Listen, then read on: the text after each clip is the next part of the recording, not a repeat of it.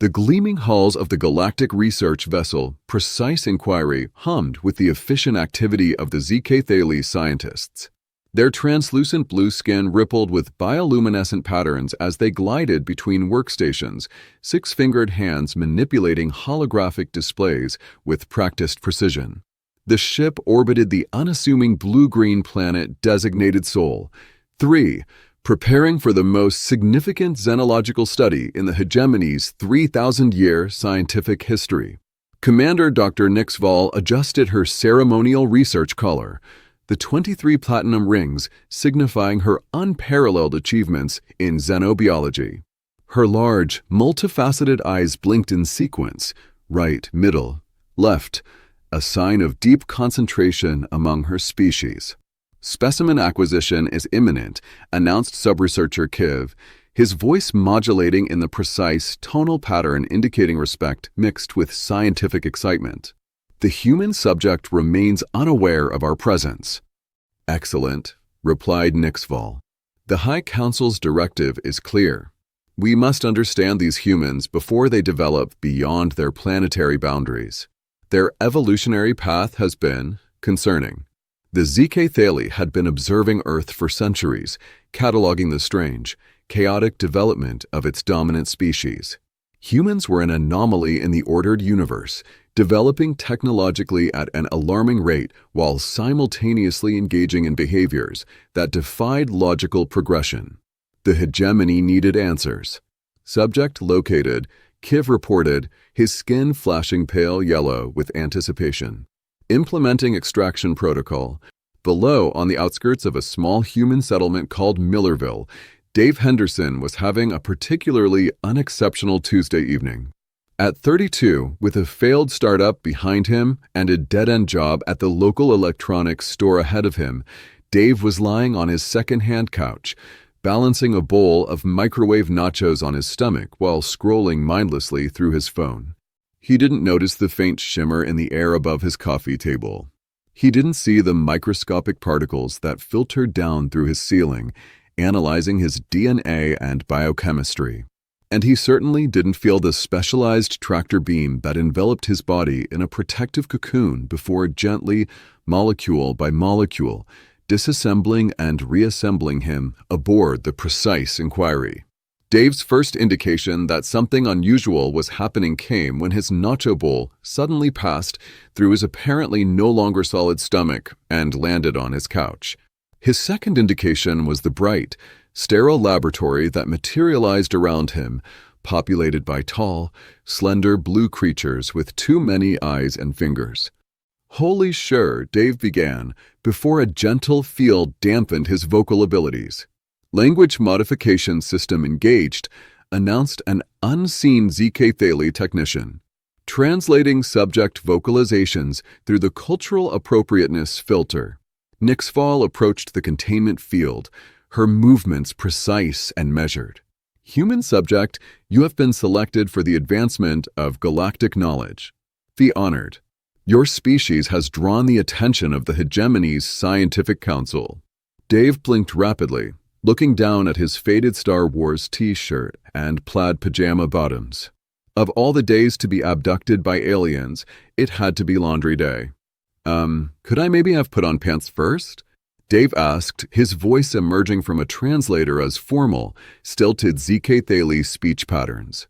Nixval's central eye widened slightly, the closest her species came to expressing surprise. The specimen appears to prioritize artificial epidermal coverings over the acquisition of knowledge. Fascinating. Make note of this irrational behavior. Noted, Commander, replied Kiv, recording the observation in the ship's database. Shall we begin the examination sequence? Proceed, Nixval confirmed, her skin rippling with scientific anticipation. Dave found himself floating in a transparent tube, surrounded by curious blue aliens who took turns peering at him through various instruments. Their movements were unervingly synchronized, as if they operated according to some invisible musical tempo that only they could hear. Hey, so are we doing the whole probe thing? Dave asked nervously. Because I've seen the movies, and I'm really not into that. The translator rendered his question as, This specimen inquires about methodological examination parameters with specific concern regarding invasive procedural techniques commonly associated with human fiction regarding extraterrestrial encounters. The ZK Thales scientists exchanged puzzled glances. Kiv consulted a holographic database. The human references an outdated misconception regarding xenobiological research. He informed Nixval. Primitive human entertainment media suggested advanced species would conduct examinations through anatomically invasive means. Nixval's skin flickered with the pattern that signified scientific disappointment. How primitive. We completed full molecular scanning during transport. Physical penetration for research purposes has been obsolete for 12,000 years. Dave sagged with relief. Oh, thank God. So what happens now? Now, human Dave Henderson, we learn, replied Nixval, approaching the tube. Your species presents a unique evolutionary paradox. You develop remarkable technologies while simultaneously engaging in behaviors that threaten your own extinction. You create art of astonishing beauty while waging wars of incomprehensible destruction. You are capable of selfless compassion and yet perpetuate systems of pointless cruelty. Yeah, we're complicated. Dave shrugged. Tuesday, I donate to save endangered penguins. Wednesday, I eat factory farm chicken nuggets. We contain multitudes. The translator struggled with Dave's casual sarcasm, rendering it as a profound philosophical statement about human duality. The scientist's skin rippled with excited patterns as they recorded this apparently deep insight. The specimen demonstrates remarkable self-awareness regarding species-wide cognitive dissonance, noted Kiv with admiration. Dave looked around the laboratory, taking in the bewildering array of technology. So you guys are, like super advanced? How many planets have you colonized? Nixval straightened her posture in the distinctive manner of a ZK Thale preparing to recite accomplishments. The hegemony encompasses 17 star systems, 12 fully terraformed planets, and 29 orbital habitats. Our civilization has existed in peace for over 9,000 years, guided by the principles of logical progression and collective advancement. 9,000 years without war? Dave whistled, impressed despite his situation. How do you manage that? By eliminating unpredictability, Nixval replied simply. Every ZK Thale is assigned their optimal societal function at emergence. Our society operates on principles of absolute efficiency. We do not permit deviations from established parameters. Dave frowned. So, no one gets to choose what they want to do with their life? The translator struggled again, eventually producing. The specimen inquires about individual preference determination regarding societal function allocation. The scientists exchanged confused glances. Kiv consulted his database again. I believe the human is referring to the primitive concept of personal desire as a basis for determining occupation, he explained.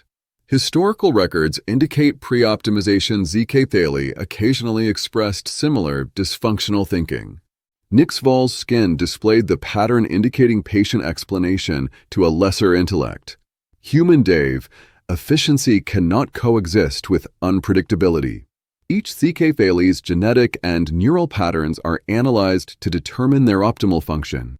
This is not a limitation, but an expression of perfect societal harmony.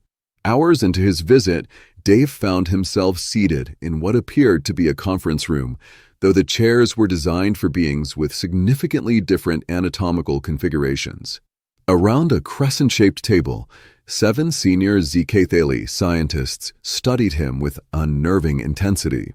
So you're telling me, Dave said, struggling to find a comfortable position in the chair clearly not designed for human spines, that nobody in your entire civilization ever gets to just, decide to try something different?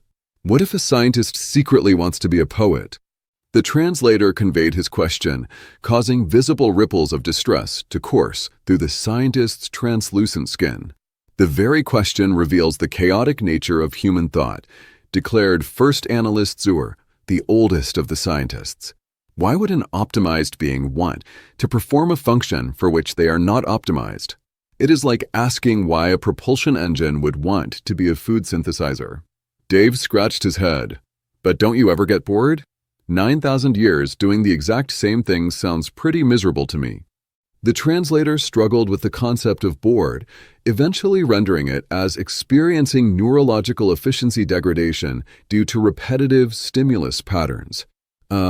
Nick Spall responded, her skin brightening with understanding. The human refers to neural fatigue. This is eliminated through our quarterly neural recalibration treatments. No ZK Thaler experiences such dysfunction. Dave leaned forward.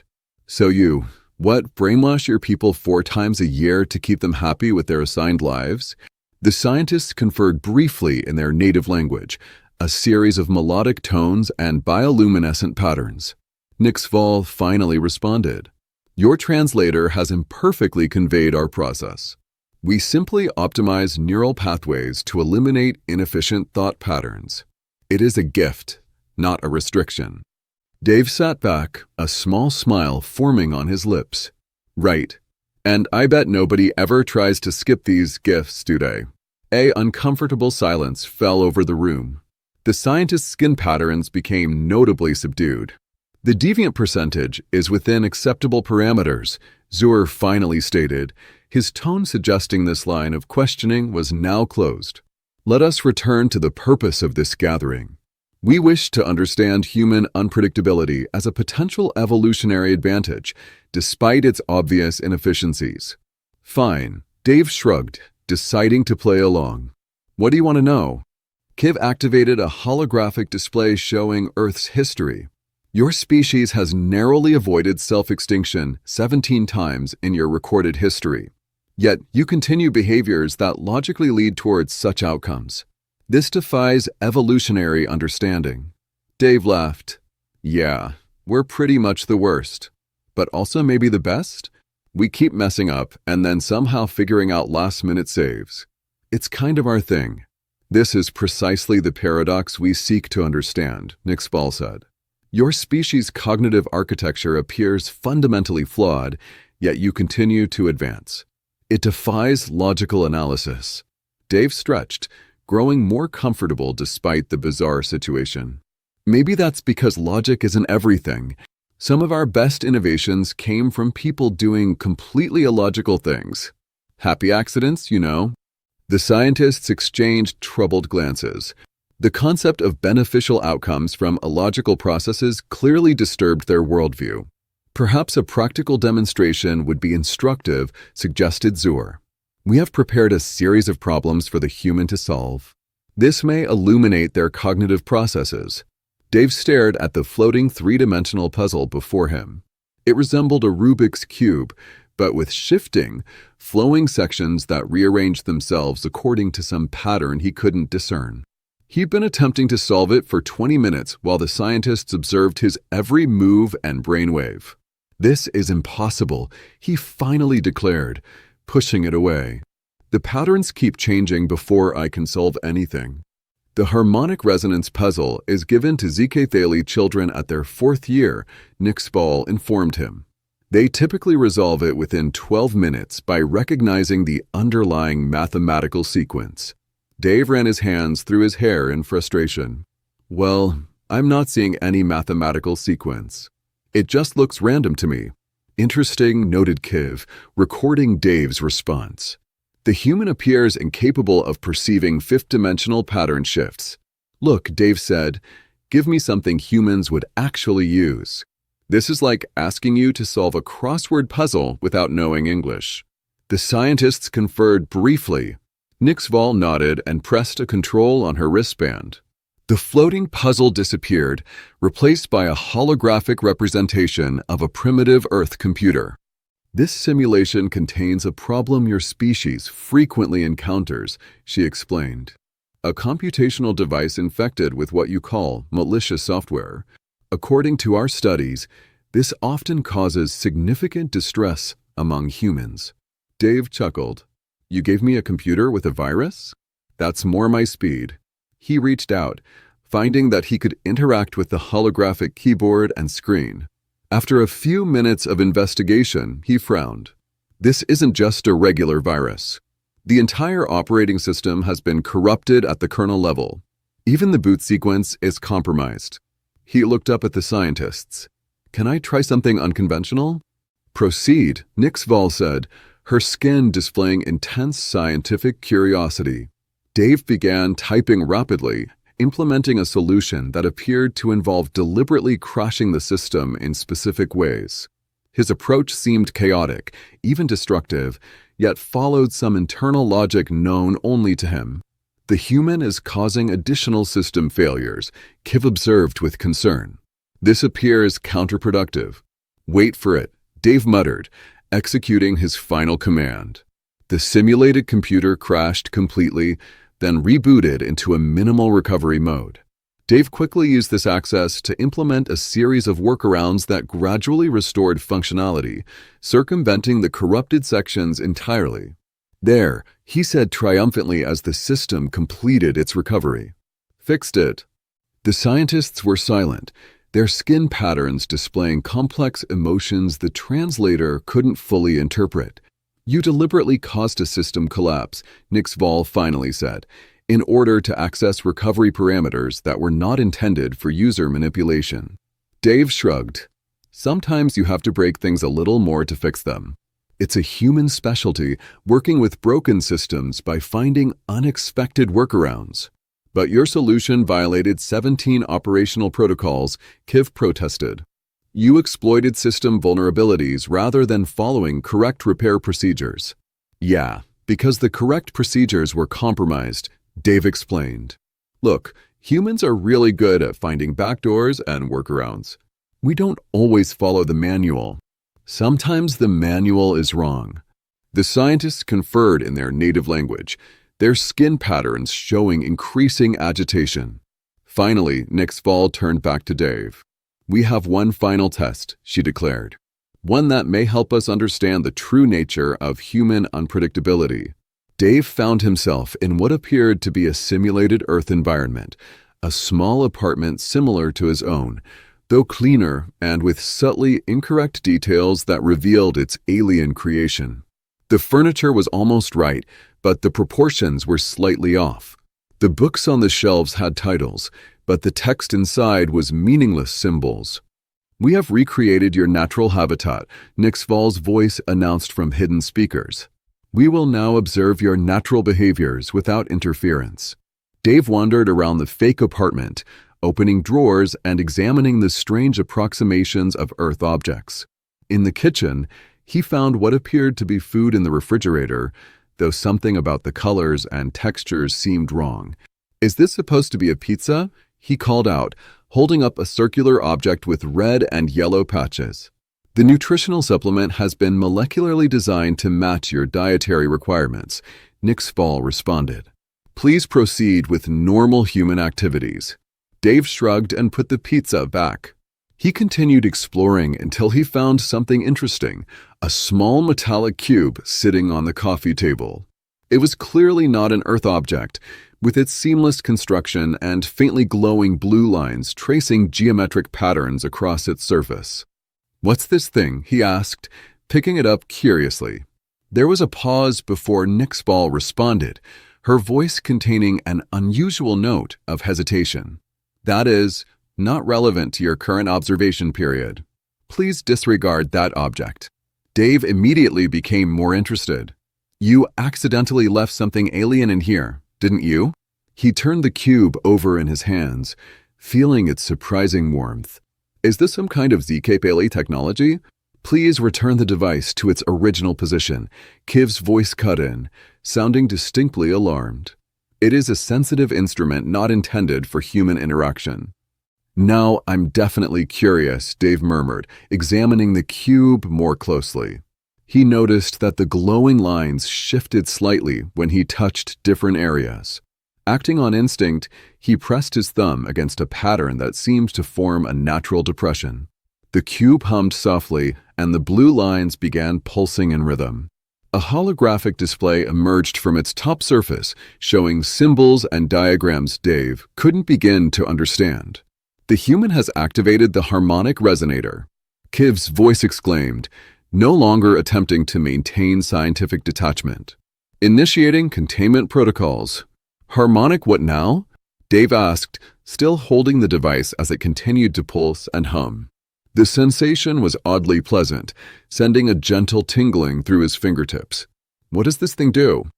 Before anyone could answer, the simulation apartment dissolved around him, returning Dave to the laboratory.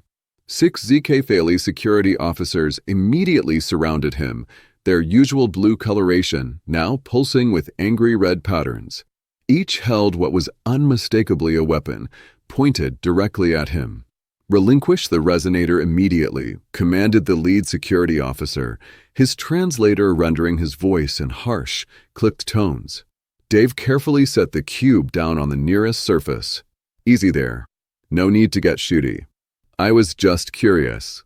Nixval pushed through the security officers, her skin displaying patterns Dave hadn't seen before, rapid, chaotic flashes that suggested extreme distress. "Do you comprehend what you have done?" she demanded. The harmonic resonator is a restricted technology. Its frequencies can alter cognitive patterns at the quantum level. Dave raised his hands in surrender. "Hey, you're the ones who left mysterious alien tech lying around. What did you expect a human to do? Not touch it." The security officers carefully contained the cube in a specialized field, then retreated with it. Nixval's skin gradually returned to a more normal pattern, though with occasional distressed flickers. This was an unintended test, she admitted, but perhaps a revealing one. Your immediate impulse upon discovering unknown technology was to manipulate it without understanding its function or potential dangers. Dave shrugged. That's humanity in a nutshell. We see buttons, we push them. We see doors, we open them. Sometimes it works out great, like discovering electricity or inventing pizza. Sometimes we create nuclear weapons or reality television. It's a mixed bag. Zur approached, his ancient skin displaying the complex patterns of deep analysis. Perhaps this is the evolutionary advantage we have been seeking to understand. Your species possesses a relationship with the unknown that differs fundamentally from ours. Where we seek to categorize and control, you explore through direct interaction, regardless of potential consequences. That's a fancy way of saying we poke dangerous things with sticks to see what happens, Dave nodded. But yeah, that's pretty much us. The question remains, Nixval said, whether this trait will lead to your species' ultimate advancement or destruction. Our predictive models remain inconclusive. The ZK Thaley High Council convened an emergency session aboard the Precise Inquiry. 17 senior officials, their skin displaying the formal patterns of official deliberation, sat in a perfect circle as Nixval presented her findings. The human subject displayed behavior consistent with our previous observations of the species, she reported. Unpredictable, irrationally curious, and disturbingly cavalier regarding potential dangers. However, these same traits enabled problem-solving approaches that our algorithms failed to predict. The High Counselor, distinguished by her elaborately patterned ceremonial robes, leaned forward. Your report indicates the human activated a harmonic resonator. Were there measurable effects? Nixval hesitated. Initial scans detected no cognitive alterations. However, subsequent analysis revealed subtle changes in the subject's neural activity. The significance remains unclear. Meanwhile, several decks below, Dave sat in a comfortable containment field, watching with amusement as Kiv and 2 junior researchers attempted to understand his explanation of Earth humor. So the chicken's motivation for crossing the transportation surface is the humorous element? Kiv asked, his skin displaying genuine confusion. No, Dave laughed. The joke is that there is no joke. The answer is deliberately disappointing. That's what makes it funny. The researcher's skin flickered with patterns that suggested cognitive distress. Humor based on deliberate anticlimax and expectation subversion, one noted. Most troubling. Dave was about to attempt explaining knock-knock jokes when the door slid open and Nixval entered. Her formal scientific detachment seemed slightly diminished. The High Council has reached a determination regarding your case, she announced. You will be returned to your planet with modified memories of this encounter. Dave sat up straighter. "You're letting me go home? Just like that?" "Your species is not yet ready for official contact," Nixball explained. "However, your responses have provided valuable data that will inform future observation protocols." Dave narrowed his eyes suspiciously. "And what exactly will I remember instead of being abducted by blue aliens?" "Your memory will be adjusted to recall spending the evening consuming fermented grain beverages with acquaintances," Nixball replied. "A common human activity that often results in temporary memory impairment. So I'll think I got drunk with friends?" Dave chuckled. "Creative. But before you zap my brain, can I ask one thing? What was that cube thing actually supposed to do?" Nixball's skin displayed a brief pattern of internal conflict before she answered. "The harmonic resonator is a restricted technology developed during our early expansion period. It was designed to optimize neural patterns in species resistant to logical restructuring." Dave's eyes widened. "Wait, it was designed to brainwash other species into thinking like you?" "A crude but essentially accurate description," Nixball admitted. "The technology was abandoned when we discovered it had unpredictable effects on certain neural architectures. Some subjects developed enhanced cognitive capabilities rather than increased compliance. And let me guess," Dave said slowly, "it had the strongest unexpected effects on species with particularly chaotic or unpredictable thought patterns?" Nixball's skin displayed the pattern equivalent of a reluctant nod. "Which is why the Council has ordered additional neural scans before your return. The brief exposure should not have significant effects, but caution is warranted." Dave leaned back, a small smile playing on his lips. "Interesting. Very interesting. The memory adjustment procedure will commence in 1 standard hour," Nixball informed him, moving toward the exit. "A nutritional supplement compatible with human biology will be provided before then." "Looking forward to it," Dave replied cheerfully. As the door closed behind her, he closed his eyes, focusing on the strange new sensation he'd been carefully concealing since his interaction with the cube, a subtle but persistent awareness of patterns he'd never noticed before. Patterns in the ship's ambient sounds, in the movements of the ZK Thales, even in his own thoughts. Patterns that were beginning to make a surprising amount of sense. 3 months after Dave Henderson's night of drinking that he couldn't quite remember, the monitoring station orbiting Earth detected unusual activity at his residence. 2 ZK Thales observers watched with growing concern as their sensors registered energy signatures that should have been impossible for human technology to produce. The readings indicate quantum fluctuations consistent with rudimentary resonance technology, the first observer reported, his skin displaying urgent alarm patterns. "Impossible." The memory adjustment was verified as successful. Increasing scanner resolution, his colleague responded, adjusting controls with practiced precision. The enhanced scan revealed Dave and